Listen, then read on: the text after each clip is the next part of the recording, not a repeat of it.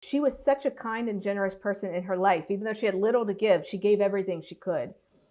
That people would show up at her door years later saying, I finally tracked you down and I wanted to thank you because many, many years ago I had nothing and you gave whatever you had to me and here's a check.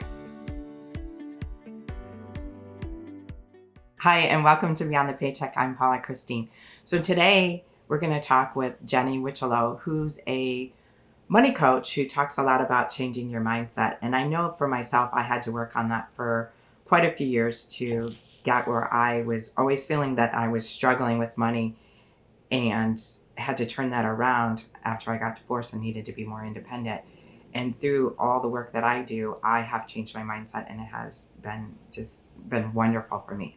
So Jenny's going to give us some tips and we're going to talk about how to change your mindset. So welcome, Jenny. Absolutely. Thank you so much, Paula. So we are actually on our second recording because I forgot to hit the record button. So we're going to have to redo this whole conversation. But here we go. So we talked about in the last recording how you got started. So why don't you share that? Yeah. So I'll try to give you the Cliff's Notes version. I've always been great with money. So I was a CFO for 16 years. I got my first executive role at the age of 26. I was a VP of finance for a startup in the fashion industry.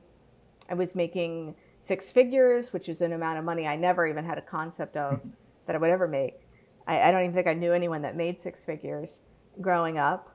I was really good at my job, corporate finance. I was always incredibly talented when it came to numbers, math. I even took computer programming in college and I was very good at that. So anything that required analytical skills or logical reasoning, I was always really great at. And when I got my corporate job, I was excellent at that as well. But somehow I could not apply what I did day to day from 9 to 5 to after 5 p.m., right? So 9 to 5, I'd be developing these complex financial models. I'd be managing really tedious cash flows, developing departmental budgets, 5 and 10-year forecasting. And I was really good at it. And then somehow after 5 p.m., I couldn't manage my cash in my bank account. I couldn't stay out of credit card debt. I couldn't achieve any savings goals, even if it was a small goal of saving, $1,000 for a vacation or something. I couldn't accomplish that. Wow. And I was like totally perplexed. I was like, how is it that I'm so good at this from 9 to 5 and after 5 p.m. I'm not? And what took me a really long time to realize was that it wasn't about skills and talent and abilities and knowledge. It was about my mindset, my relationship with money. And I came to that because I read a book called A New Earth by Eckhart Tolle. What's it called? And that book, A New Earth. A New Earth, okay. And Eckhart Tolle in that book talks about the subconscious mind and how it's really in the driver's seat of our lives. And I said, well, maybe my subconscious mind is not in alignment with these financial goals I say are important to me. And that was exactly it, right? So we all have a default setting. It's our factory setting. And in the money world, we call it a scarcity mindset. Yeah, I had a scarcity mindset too. Then you know all about it, right? Struggle with money.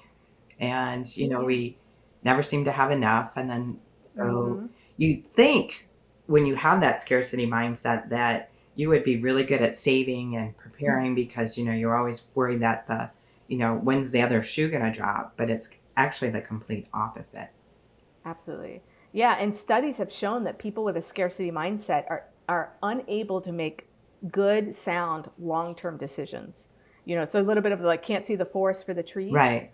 Type thing. So fixated on the here and now that they're unable to make decisions that sometimes require trade-offs of the here and now so that you have something more meaningful in the long term. So we see that a lot with people in the stock market, right? So the people that snatch their money out of the stock market the day that it dips like it did 2 weeks ago, right? Which is not the right thing to do. Yeah. But when you have a scarcity mindset telling you your money's safer under your mattress, you sort of will do that. So in my own journey, I had to discover that I had a lot of beliefs, the origin of which was my childhood, which is common for a lot of folks, that money required hard work for one. So here I am at 26 and making six figures, and I didn't feel like it was hard work, right? So that didn't seem to make sense. And then money is just enough to get by, right? So I remember my mom sitting at the table. It was her least favorite activity. She would put it off, but sitting there and balancing her checkbook and making sure all the bills were paid, she hated doing it. And it was only ever just enough money to pay the bills. Well, yeah, I'd hate to do it too if that's all you had. Exactly. Know what I mean? Like, so here I am. Yeah, I'm 26 and I'm not in that position. I'm 26 and I have more money than I know what to do with. But my subconscious said this cannot be.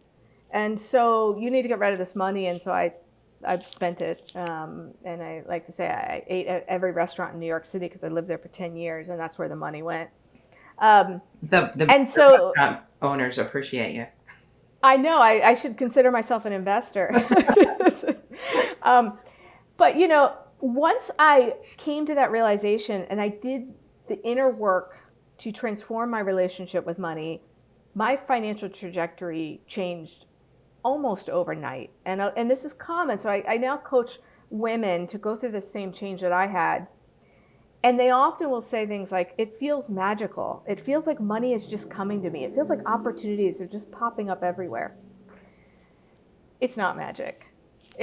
All of that was always there, right? It was always there. But when you're operating from a place of scarcity, it's almost like you're operating with blinders on and you cannot see all the different ways for you to become wealthy, to have more cash flow, to have better career opportunities in your life, to start businesses, et cetera. It's almost like you're blind to all of those opportunities until you change your relationship with money, which has a lot to do with believing that there are infinite opportunities out there. I know, and I just bought a house a few months ago, and I was like, I'm gonna need this much. Where's it gonna come from? Kind of a thing. And then I'm like, no, I'm not gonna worry about it. It will just all happen, and it did. It did. And it was like, you just wake up and you go, wow. And then you have to, for a moment though, you disbelieve. You're like, is this really true? Is this like really happening? And then you just put that thought outside of your head and you just accept it. You're grateful for it. And you know that the next thing that you need is going to come because it just does. Absolutely. Yeah, absolutely. So what tools do you use with your clients to make them change from that mindset that they have to a more positive mindset? Yeah. So the first step towards any kind of change is always awareness. So whatever you want to change, or you're not happy with in your life, you need to step back and ask yourself, am I bringing full, complete, and judgment-free awareness to this issue, right? And that latter part is the hardest dating part. too. Yeah, it does. All of the concepts that I coach to my clients around money, I just applied to my own life in terms of weight loss, right? So awareness first, and I use a number of exercises with my clients to help surface their subconscious beliefs about money.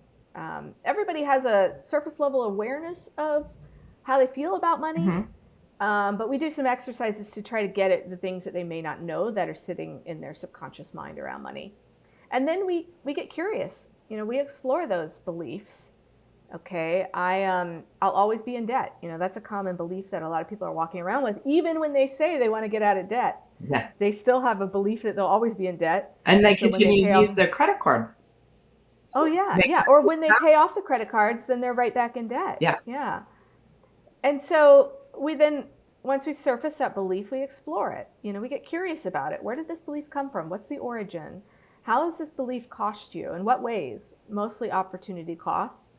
How have you benefited from this belief? You're lugging it around for a lifetime. Why? And then finally, what is the honest truth here? And everybody knows the truth. If you have a belief that you'll always be in debt, if someone that you cared deeply for came to you and said, I will always be in debt, Paula. I'll never get out of debt. This is just the life I'm going to have. I'm always going to struggle with money.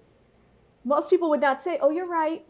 We would say, no way. You can absolutely get out of debt. You're not destined to be in debt, right? So we know the truth about our own faulty beliefs. So that's step one, is bringing awareness to them and doing it in a way where you're not judging yourself further. You're just sort of observing. And then we have to start to rewrite those beliefs, right? And there's a number of exercises you can do. Very popular exercise is obviously affirmations. Mm-hmm. So taking a faulty belief, like I will always be in debt, and change that to I'm on the path to financial freedom, right? Or I'm I debt am free. capable of having financial. Exactly, I'm debt free. Yeah, absolutely.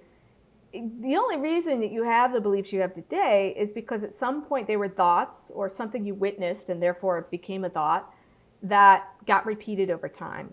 And so that's why affirmations are so powerful, because you can literally follow the same path for how you got here today, but with a different kind of thought and produce a different kind of result.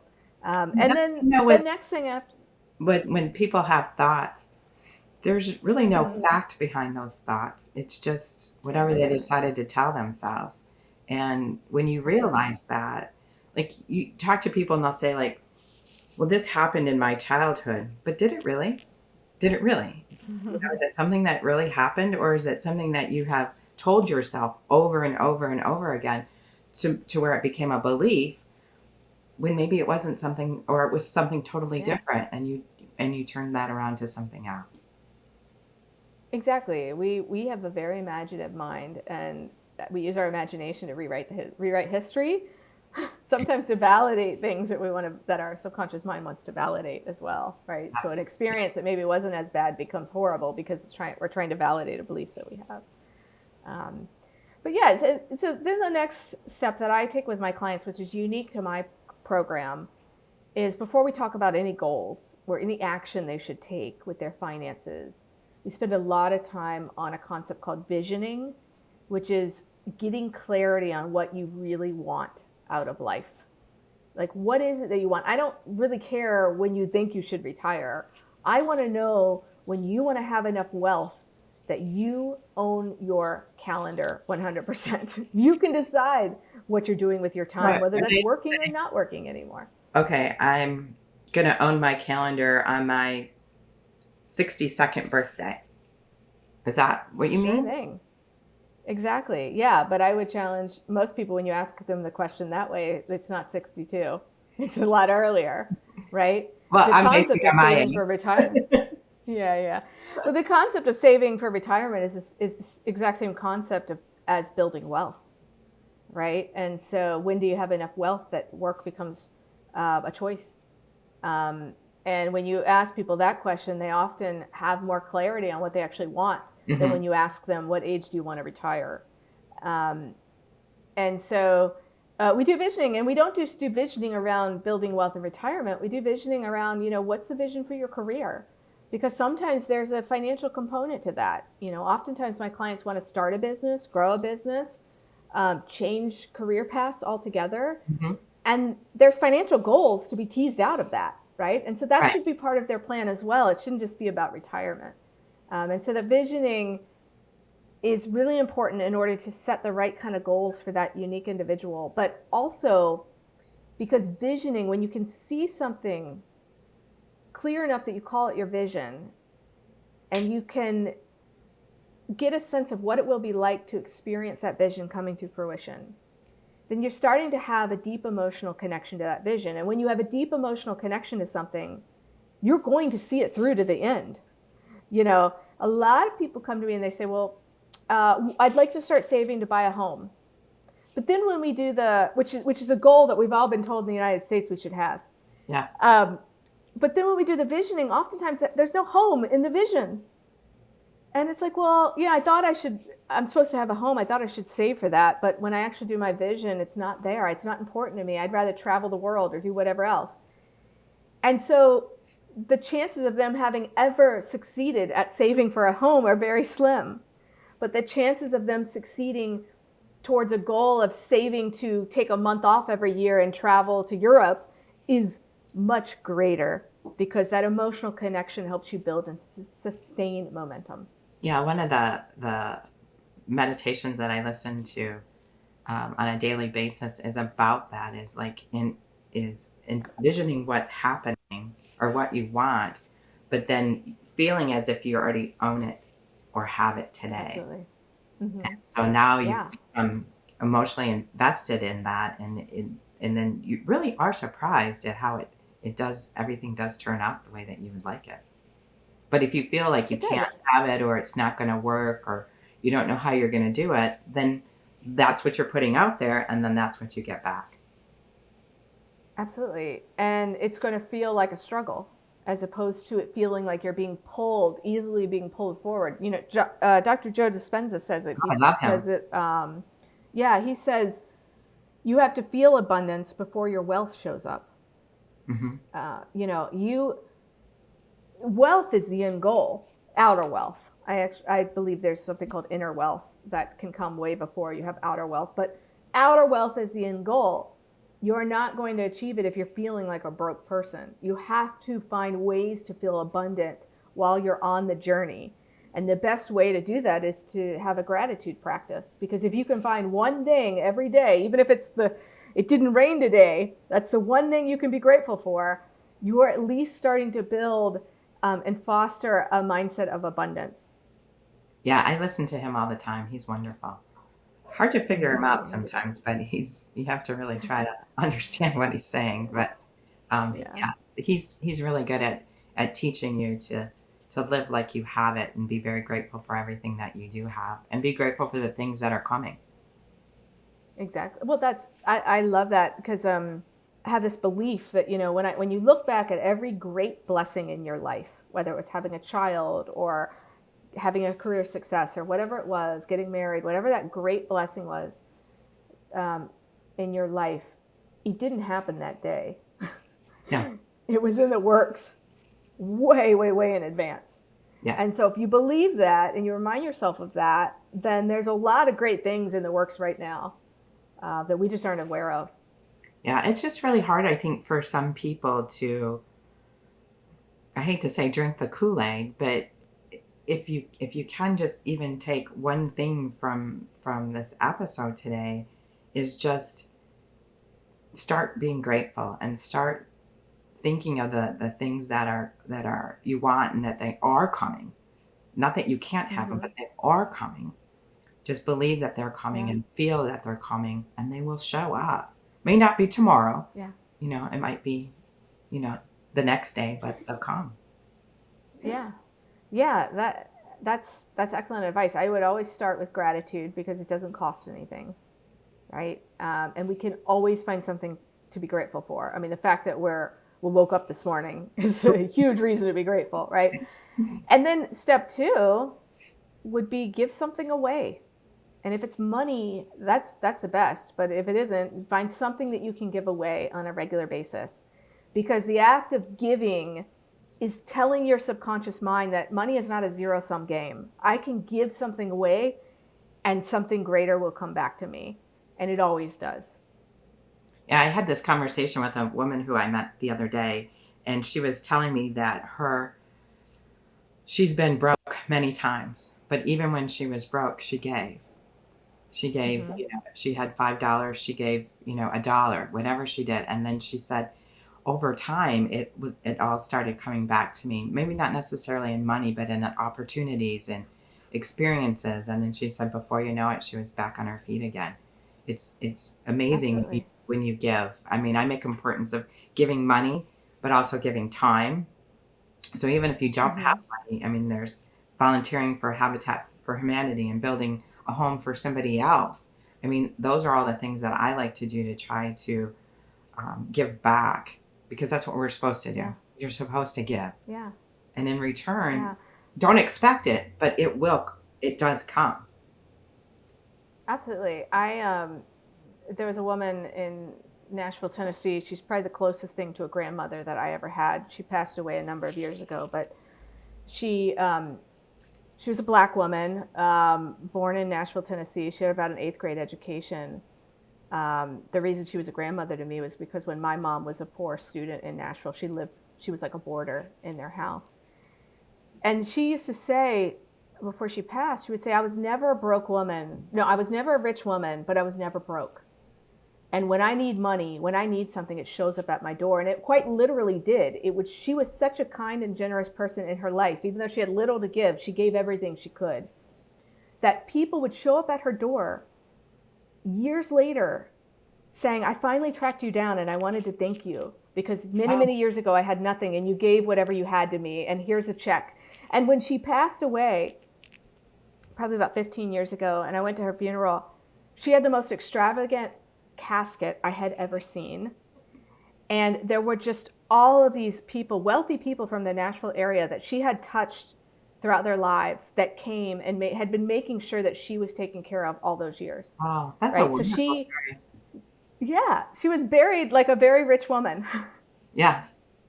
Yeah. Well, rich doesn't necessarily mean you have to have, $5 million. Yeah, right. There's just Yeah. a lot of things that make your life rich, and it's not always money, but Yeah.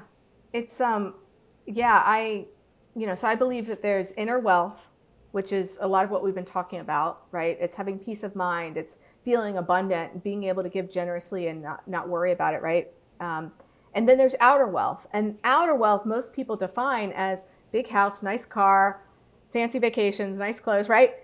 But I believe that outer wealth is for everybody to define for themselves, right? And for me, outer wealth, if I had to boil it down to one definition, would be the ability to know that you can always cover your needs, that your needs will never go unmet, that your cup runneth over, that you have more than enough for your needs, and that you have the ability to manage your money in a way that is in alignment with your vision and values. To me, that is outer wealth. It's not like a set number. Most people want to know, if I have $1 million, will I be wealthy? no. Well, to somebody that might be wealth, and to Might somebody be. else that Yeah, might someone else, it might be 10 million. Yeah. Yeah. Yeah. Yeah. So one of the things that I have on my phone is it says my checking account balance is $12,617,290.56. So I look at that every day, like probably a million times. Well, I'm not on my phone that much, but you know what I mean. Like, and every time I go to my phone, it says your checking account balance is $12,617,290.56. I love it. It's so exact. But that's my Yeah, response to it. Yeah, I have a very similar thing. You have the same thing, you said? Well, yeah. So a few weeks ago, we needed money for the tooth fairy, and I told my husband, I was like, "Go look in my wallet and see if I have some cash." And he came back and he was like, "You don't have any cash, but you have a check in there for $10 million written out to yourself." And I was like, "Yes, I do." Yeah, it's funny. I wanted to go to Greece after I got divorced, and so I wanted to go spend 3 weeks in Greece, and I was just going through all the things that you go through when you're going through divorce, and like, should I spend the money? Should I not spend the money? I'm like, nope, I'm going. So I wrote myself a check, and I put it into a box, and it was my trip to Greece money, and I went. The money was there. Yeah, good for you. Yeah, I do that Absolutely. all the time. Right Yeah. now, to myself. Mm-hmm. Yeah. Yeah. One thing. It's What did I powerful. learn that? Is that who did I learn that? Is that from The Secret?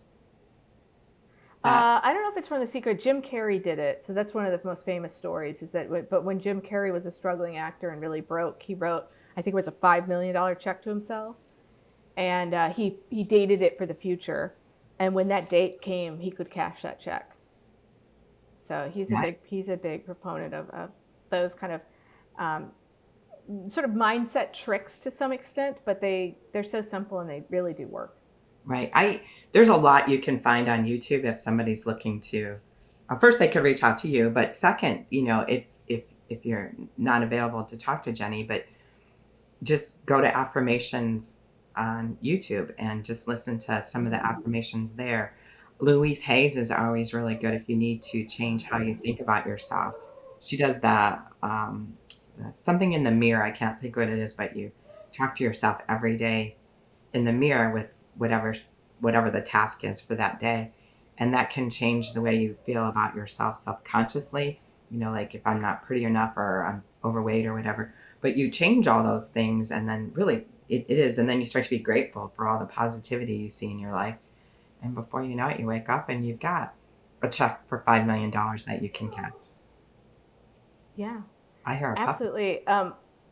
Another great one on YouTube is Rising Higher Meditations.